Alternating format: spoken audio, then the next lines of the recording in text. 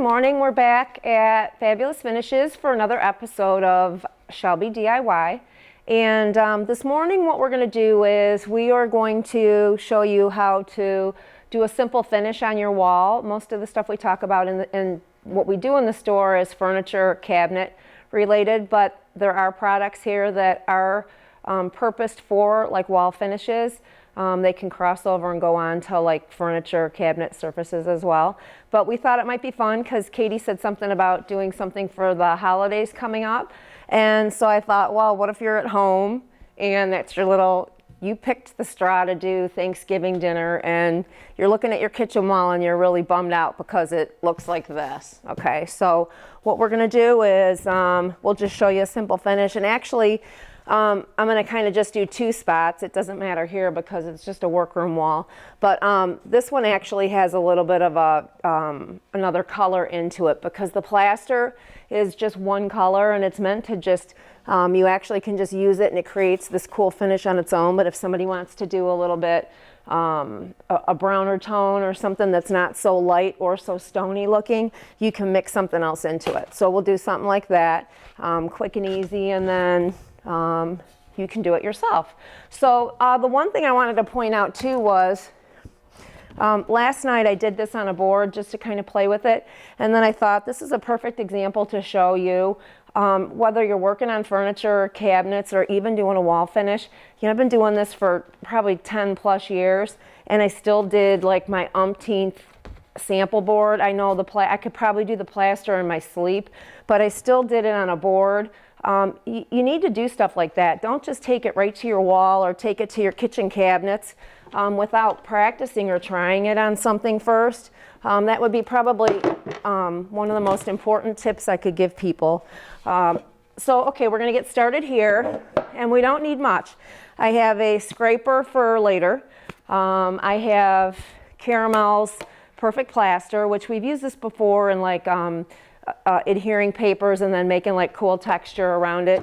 You need a roller. We call them whiz rollers. They're low nap little whiz rollers, and this is the size I would actually use for a wall. If you want to kick it up to like a 6-inch, you could, but I always used these even when I did finishes on walls. And then you need, you know, just like a little chippy brush and then some tape. So I taped it off, and what I'm going to do is I'm going to take the plaster, and I don't like using trays, so I'm just going to stick it on a plate. And the only thing you'd have to have prop-wise would be if your wall is, you know, got a decent paint on it. You know, you don't want to start with a flat paint. So if your walls are painted with like a builder flat, then you'd want to at least put like some type of neutral coat of a satin or an eggshell or something like that over it. And then what I'm going to do too is I'm going to take some of this plaster. I'm going to mix up two little spots. And it's just one color. You could probably add a little bit of tint in this if you wanted to, but I'm not going to do that. I'm just going to take this. And then I actually had a little bit of the thicker paint. We've used this a million times here too. Real versatile. But I'm going to take a little bit of the brown and I'm just going to put it off to the side, and I'll mix that in just to see like what would happen if I rolled that in my first coat too. And that's the first time actually doing that I actually tried that just to see if it would look okay, and it didn't look bad. So I'm going to show you how to do that. But what I have is I have my plaster, and you'd probably put it in a paint tray because you're going to be doing a bigger wall. And I get some on my roller here, okay? And I'm going to go right to my wall. And if I was up at the top of the ceiling, I'd have my little brush, okay? And I can kind of bounce that up, or I can bounce it next to my little corner edge, okay? And then I'm going to roll the rest. And I can just kind of go random, not pushing harder. I'm going to slide it on my wall, okay? And I'm not like putting it on this heavy where it just looks like stucco. I'm just lightly moving it all around. And I need to leave a little bit of that texture. Like, I'm not going to roll it out so thin. I mean, you could if you wanted to, but there's not going to be a whole lot there. I'm leaving just a little bit of these little stony products that are in it, or the little particles. Okay, you get that up there. Okay, and then you just keep on moving down the wall. Now, if it was at my house, I would fill these holes. Here, I really don't care. I'm not going to go and spackle those. I'm just going to push some of this stuff in it, but I wouldn't do that at home. I would actually get a little bit of fill and fix those the night before. But here, anything will look better than what we had, so I really don't care. And I didn't even tape this little molding here, which if you had a door molding, I would. But again, I'll just wipe that off. And if I get a spot like this where it's just really thin because I rolled it and it's next to an edge, I can just take a little more on my brush and kind of bounce it in there so that it all looks even. Okay, so I mean, one person could probably, yeah, I don't know about two people, you could probably do it. You know, the thing is, sometimes if you're left-handed, you might be rolling this way and somebody else might be going this way, and it might, you know, you might have to keep backing up and look to make sure it looks even and uniform. But it's not a hard finish. I did this in my kitchen actually, I don't know, probably springtime, and it went pretty quick. Now, the one thing I will say is it takes more plaster than I thought it would. Like, I don't have a lot of wall space in my kitchen, and I went through more than I thought. So it does come by the gallon. We typically don't stock it here by the gallon because we really don't do much here. We don't promote a lot. I don't have a lot of displays and stuff with wall finishes. But we do get a number of people that come in and ask, and if they're asking for anything, it's just they want something a little bit interesting, not just paint, and they don't want something that they're going to do like, oh, we got so many complaints about like the Ralph Lauren suede products that Home Depot used to sell and how horrible it looked when people did it. And you know, you don't want that where you're putting something on your wall and then it's textured a little bit and it looks horrible. So you just kind of work your wall down like this. I'm going to stop right there and I'm just going to go into this other one. And what I'm going to do is I'm just going to mix it together. Okay. So, and I won't even mix the whole thing. I'll just like mix some and I'll go into it. Okay. And then it just kind of changes the color of it. So if I don't mix all of it and I take some that's the white, then I end up with a little bit of a blend instead of it all being one color or the other. And you know, you don't even have to do a second coat over this. You could just keep it one layer. That's one way they show using this plaster, but it does have a more textured look and feel because it'll have like all of this these little stone texture things where when we do the second layer and we scrape over it, it kind of makes it a smoother finish, but it still has texture. But as you can see, you know, if you do mix a little bit of a color, and it comes in a lot of different colors, so let's say you had a warmer kitchen and you wanted, you know, some gold tones or something into it, it's an easy way to get a little bit of added color, but that's going to change from that kind of stark white as we go through the process. But okay, so we kind of go like this. You'd work your whole wall down. I'm not mixing, I'm just kind of grabbing both. You know, it's not really a science, and you don't have to, if you mix it and you think too much about it, then you worry about how it's going to go on. If you just kind of have it all in your tray or on your plate and you roll, then it's all going to come out kind of random, but it works. It's just kind of an even randomness instead of trying to place color or light areas or low areas. So just tell people don't overthink it. Okay, so you'd go along like that, and then you'd go down to your edge, and then you continue around your whole room, and probably by the time your room was done, the first layer would be dry. The other thing that I think is kind of cool, and I would wait until it's dry, but right now we'll be okay, because again, it's just a work wall. You can embed in between your layers, or you could do it if this is just one coat and that's how you're going to leave it and you're going to glaze it. You could do it over it, but we're going to stick it in between. And what I'm going to do is I'm just going to grab this darker one here. I'm going to mix some brown into it so we can see it. Okay. And you know, the thicker stencils work better if you're gonna do, I think this is like not, I should go this way. Okay, we'll go like this. Okay. And I'm not gonna tape it, obviously, even if my wall was dry. And I'm just gonna keep this flat, and I'm gonna scrape over it. Okay, and if you get squishy bleed or anything like that, it doesn't matter because you're going to be going over this thing with more plaster. Oh Lord, that's a big stretch. Okay, there we go. Okay, and if nobody's there to help you, sometimes you might have to like get on the floor and like put your feet up and hold your stencil with your feet if you get trapped like I just did. Had to do that before. You find a way. Actually, it might stay now that it's got some stuff on it. Okay, and we'll go like this.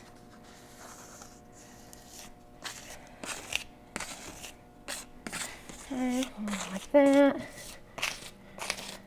And down there. Okay. Okay. And then we peel it, okay?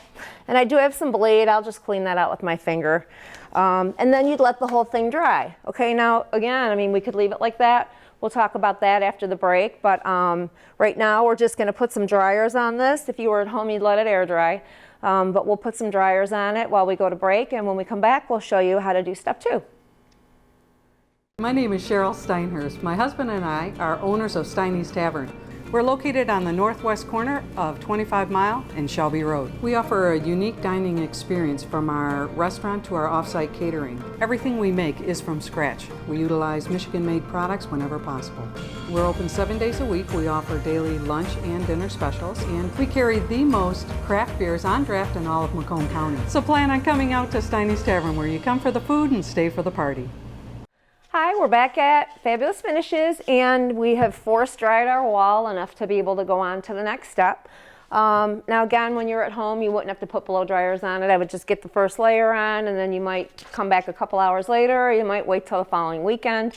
And you can do a number of things. You can leave it like this if you're into that lighter, whiter, you know, kind of look, or even that, you're good to go. I would probably put some type of just a watered down sealer or something on it, just so it would give it a little bit of sheen and more washability, especially in a kitchen.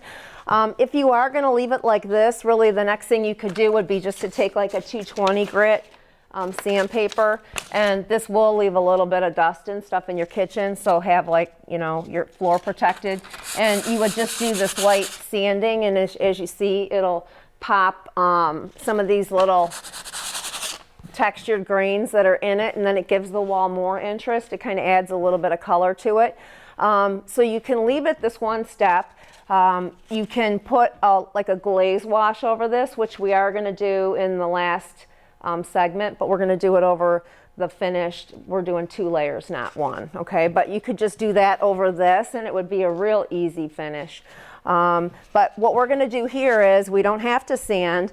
We're going to go right back to the product that we had. Okay, and this time I'm going to use these plastic scrapers. They work really good. You can get them at Home Depot. We have them here. They're in packs of like 3 sizes. I think this is the medium size. And you would just get some of that plaster on your little scraper, and you'd start at the top of your ceiling, okay? And you're just going to start to do this back and forth scraping. And as you do that, we've talked about this in other segments too with this plaster, it breaks the stone as you're scraping it. Okay, so I'm kind of jumping around when I do this because as it scrapes it, it physically will change the color of that plaster that I'm scraping to like a caramely, it'll warm it up. It's not going to be white anymore. And it's from the result of those little particles that we're scraping and breaking open. Now that's the cool thing because it adds a really nice color, and I mean, I love that color there. But if you keep going in the same area with what's on your scraper blade, then you're just going to have a real concentration of that pretty warm color. And then the minute you take some new white, you're going to have white again, which is going to look a little silly. So you want to just kind of, you can hop about. Okay, I mean, I wouldn't hop all the way down my wall, but you can see I'm leaving spots open. Okay, And then I might come back with some of that medium and go back over a spot if I see that it's too white, okay? You can kind of go back, you can scrape it. You can leave sections open, which I'm doing right here if you like that. Or you can just make it easy on yourself and cover everything. Like right here, there's some open. I myself like the little bit of open areas. I think it just adds some cool dimension. And the glaze, when we do like that washy glaze, it'll go into those a little bit differently, so that's nice. But some people like everything kind of smoother and even, and if you're that person, then just keep scraping over the whole thing, and you can kind of look from the side in your light of your room, and you'll be able to see where you went and where you didn't, okay? So this part's kind of fun. You know, the key here, again, like I said, would be just, you know, if you get too much of a browny kind of plaster going, then you might even, you know, put it somewhere else, you know, put it up here and then grab some new. Now going over my little design here, you know, you can see that I'm already starting to cover it, okay? And I'll switch to that other color when we go lower, and we'll go over some of that so you can see what each does. If you go with a darker tinted stencil, then, and you do the lighter plaster over it, you'll be able to see how that looks, how you're going to be able to see more of it. And if you do the darker stencil and you put some of that tinted plaster, you scrape that over it, you'll see what that does as well.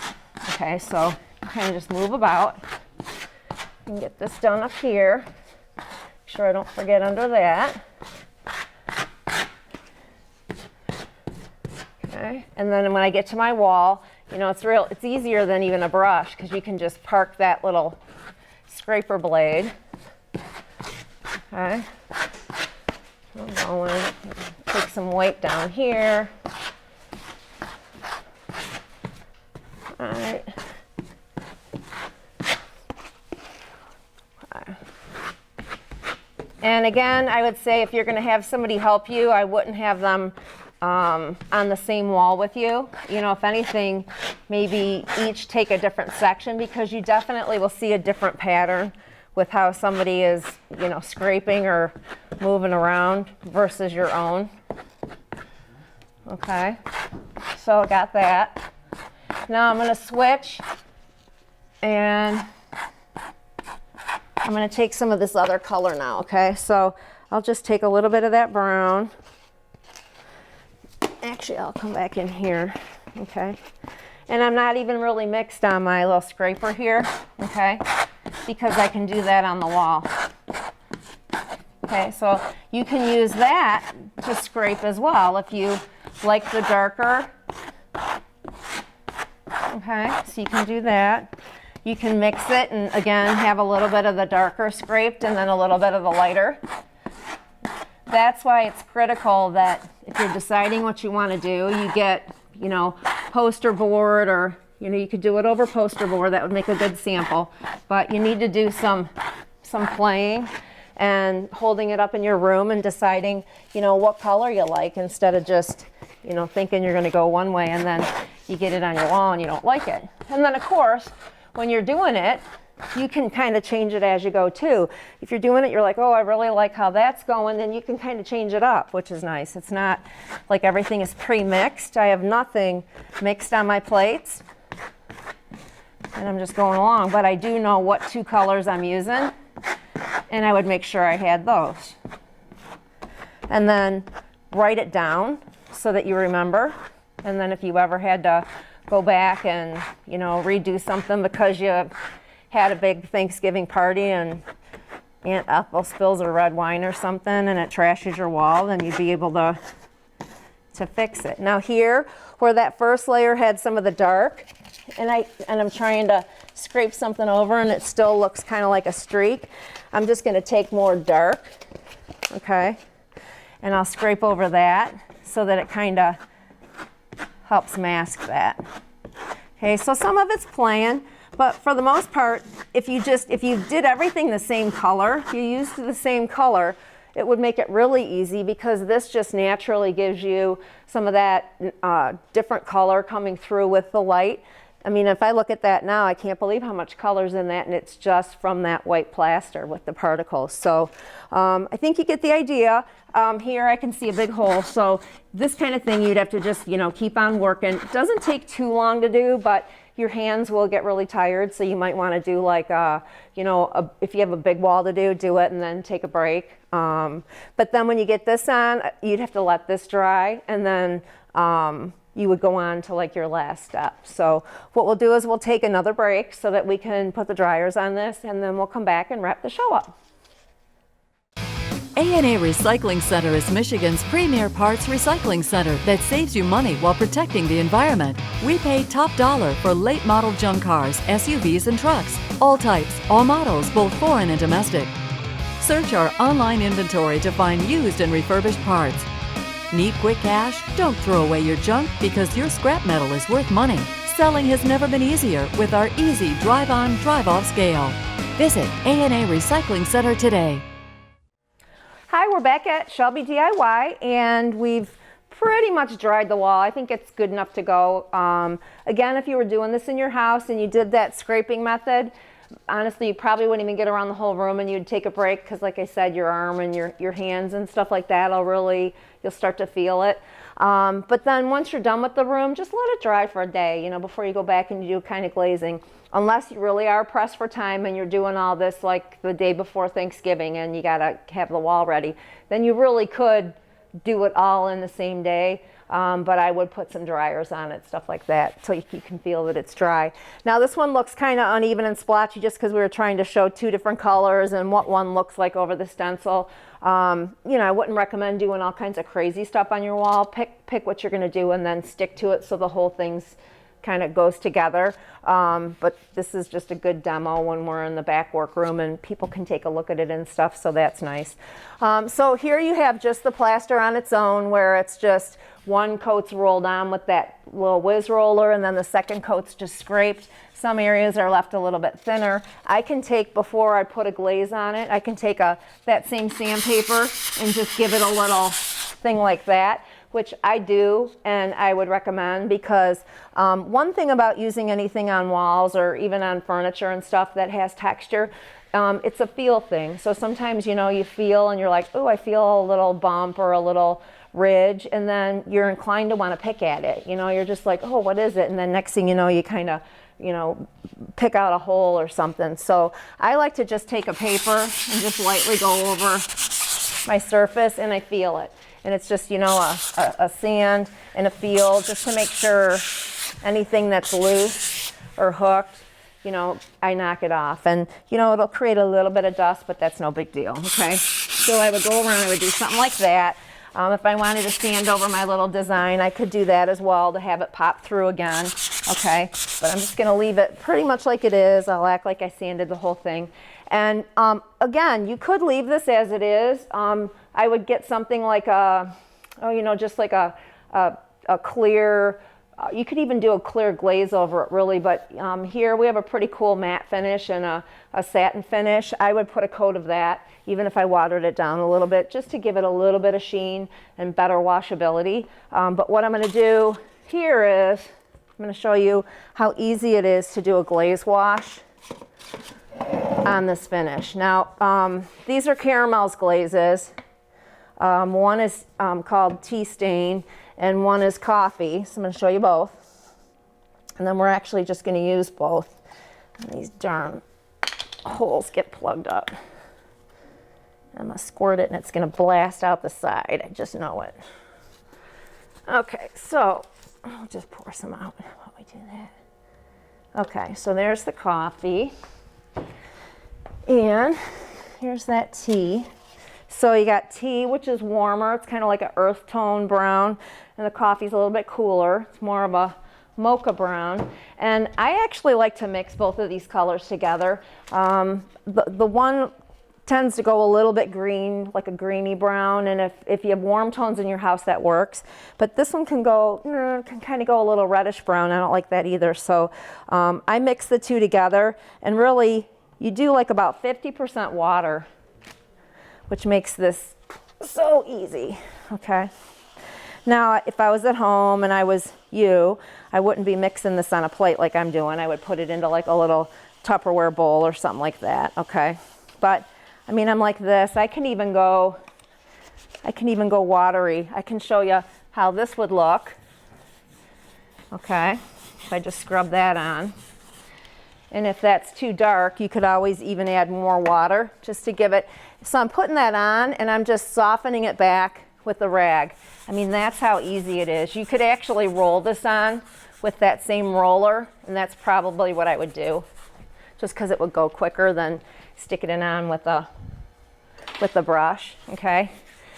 But because it's got that water in it, it gives you a lot of workability, and it's just acting like a little bit of a tea stain, okay? So again, if you even wanted it to be less color than that, you could add even more water to it, you know, probably up to about 70% water and the rest glaze. I don't mind this color. This is okay, it works.